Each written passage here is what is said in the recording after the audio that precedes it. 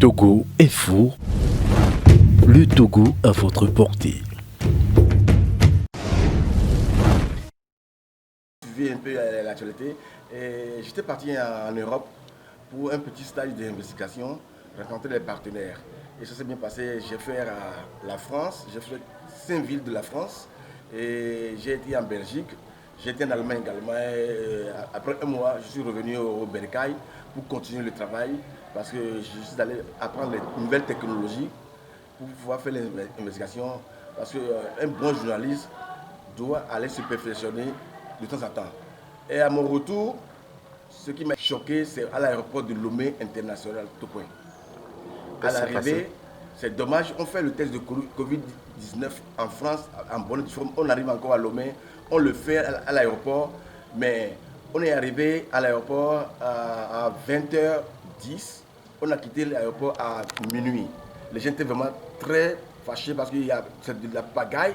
Et après 3 semaines, aucun n'a reçu les résultats du test qu'on a fait à Lomé. Personne n'a reçu. Ça veut dire que l'agent, il prend l'argent n'importe comment sans rendre compte à qui que ce soit.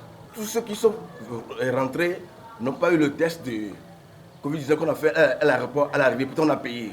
Voilà le pays. Alors que dans les autres pays, c'est automatique. On fait le test avant de prendre le vol. Nous, on a fait le test gratuitement en France avant de prendre le vol. Et c'est exigé.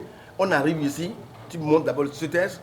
Et tu fais encore le test ici, on ne te donne pas le résultat. Au niveau de la France, on vous a donné les résultats en même temps. Au niveau de la France, c'est automatique, on donne les résultats. Après 24 heures, on te donne le résultat, bien 72 heures, on te donne le résultat. Donc, en plus, c'est gratuit. Et je n'arrive pas à comprendre.